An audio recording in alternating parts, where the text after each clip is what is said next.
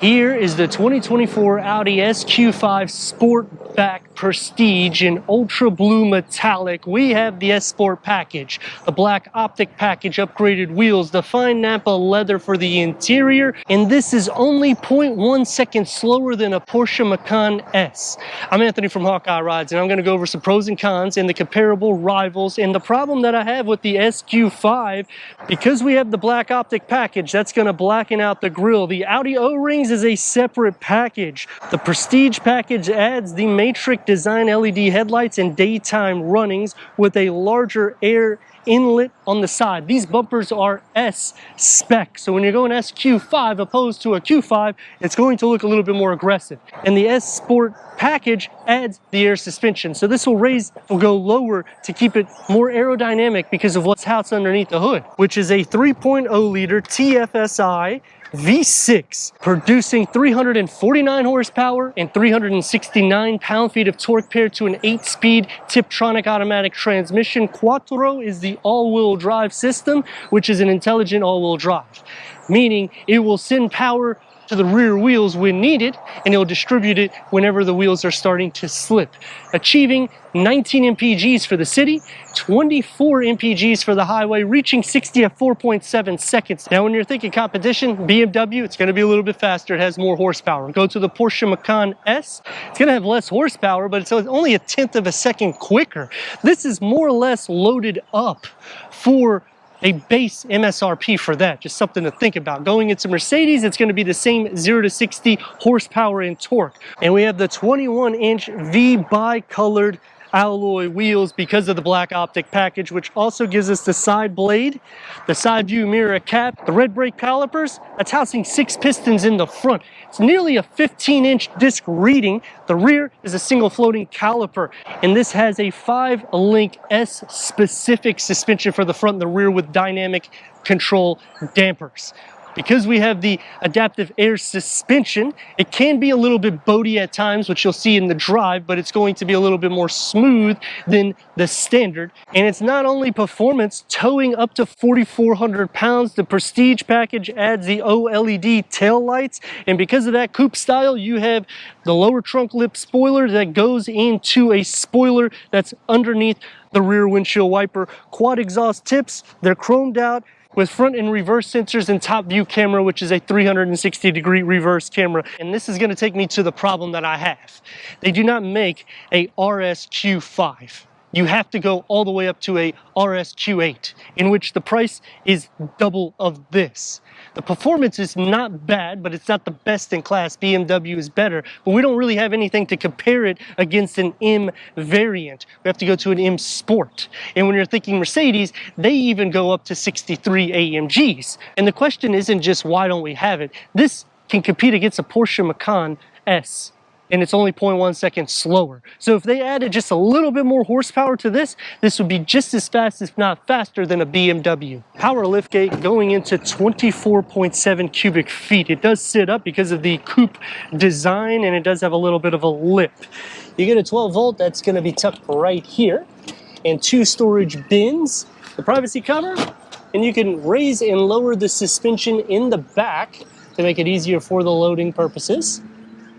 And it goes pretty quick, unlike a Land Rover, which I know that doesn't compare to this, but vehicles that use this technology typically take forever to do so.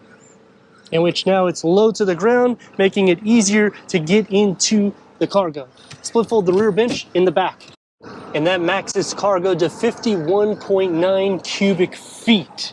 We need to go inside, start up this SQ5 so you can hear that exhaust note.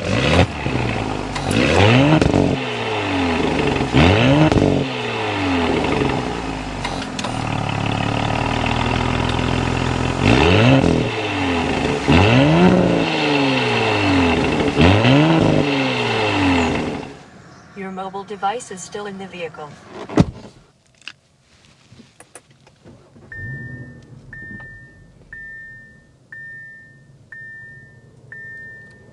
Way power seat adjustment for the driver and passenger with manual cushion extensions.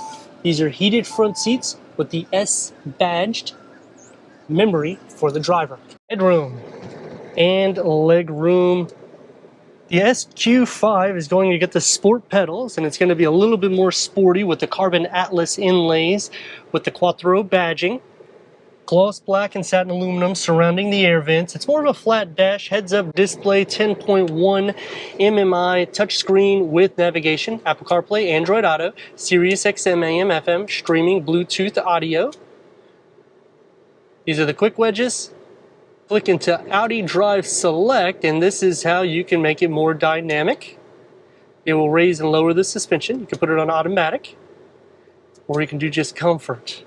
Put it into reverse. We have a top view camera or a 360-degree reverse camera. That starts on the Premium Plus, and you have a lot of different camera layouts.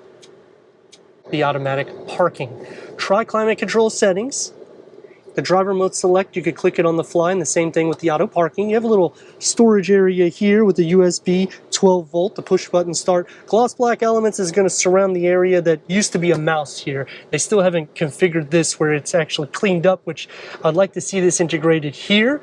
Maybe move the air vents down a little bit more so it'd be a little bit more sporty, because it is a driver focused setup. It's perforated for the gear lever and an area for the key fob, and here it is for the SQ5.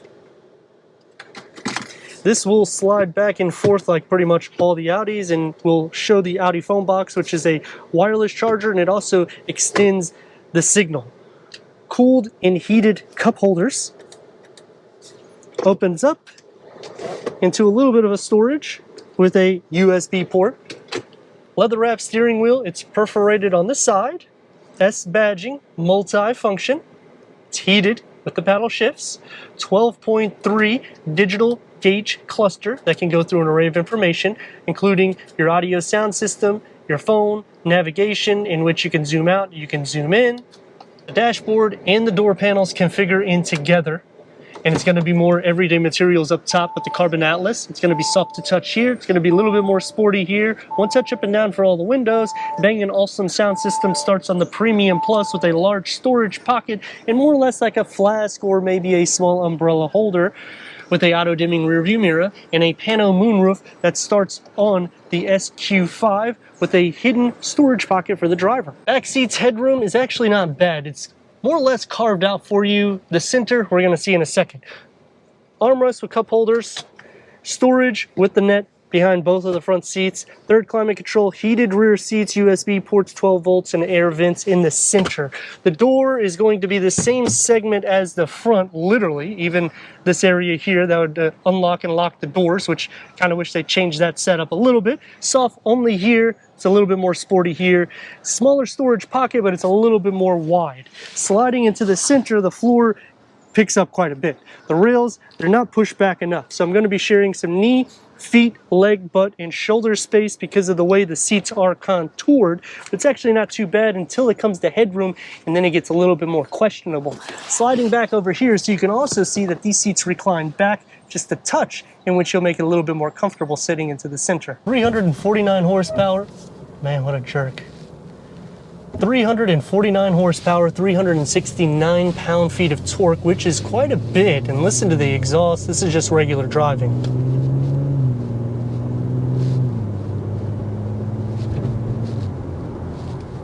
The sound deadening is really good. The sport air suspension also makes the ride a lot more smooth because we have 21-inch wheels, so I would tick the box for that, especially adding the black optic package. The front windscreen is large, and all the windows are as well, so you don't really have any blind spot, even though this is the Sportback, so it's a coupe design layout.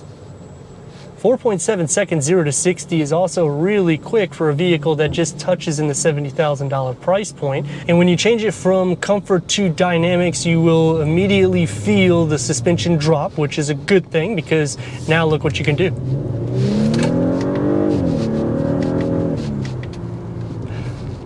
You can have some fun with it. Unfortunately, the sound deadening is so good that you barely hear the exhaust note filter in at all. But it does have a fun to drive. It does have that boaty feel, like I was saying, on the exterior for the suspension layout. But I'm all right with that because I'm thinking of a practical everyday vehicle. Now, I understand practicality with the MPGs isn't necessarily there, but as for the drive, it is. And you can see you can get up to speed really quick with this. The steering has a little bit more weight to it than I would say BMW and Mercedes. It feels a little bit more artificial there, so I appreciate that with this. The steering wheel is also larger, so it makes the vehicle feel a little bit longer, but I'm liking how quiet it is. It is going to take me to some pros and cons. Starting off with the pros is the value that you're getting. This is just as quick as a Porsche Macan S. Now, I'm not trying to sound like a broken record, but 0.1 second, I mean, that's at a base price. This is nearly fully loaded. When you're thinking about Genesis, the GV70 twin turbo, that has a lot of power, and that's one of the most powerful in torque for the class that we're going against.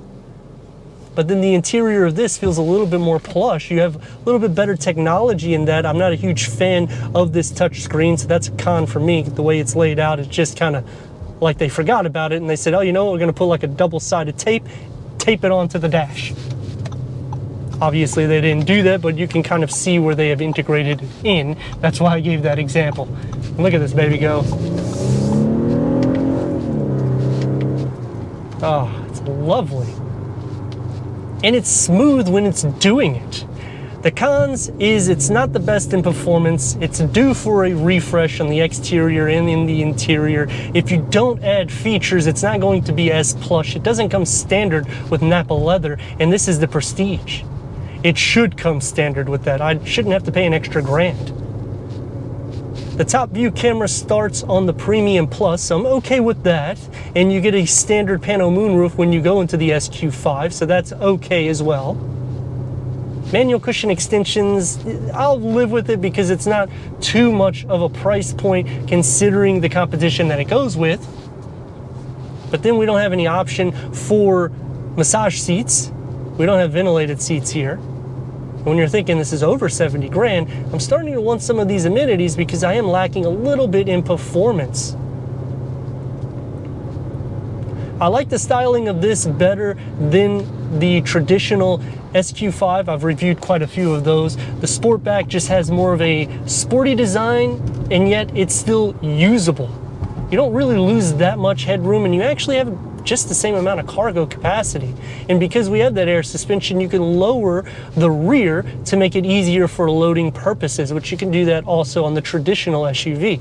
Considering you can use this vehicle for day in and day out and it still has performance, it's hard to get vehicles at this price. It would be nice to see an RS Q5 because, like I was saying on the exterior, that's one of the big problems that I have. The other is how you have to add features in order to make the SQ5 the vehicle that it is. Because when I go into an SQ5, I'm thinking an SQ7 or an SQ8, right? In the sense of I'm starting to get more plush features. But that's not the case when you go to Audi. You have to pay for each feature to make it more soft.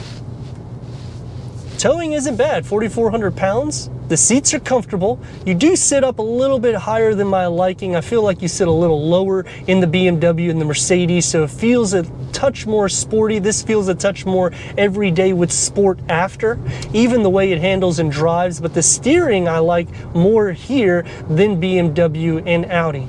Porsche has a bit of a heavy steering wheel as well, but I feel like they have increased the price too much, where Audi now takes over that area and gives you more or less the same performance for a bargain price. But let me know your thoughts in the comments, and if you're new to the channel, consider subscribing. Check out the next video, merchandise, website, and Instagram. Leave a comment and a like, and I'd like to thank Audi Clearwater for giving us this 2024 Audi SQ5 Sportback for our car review.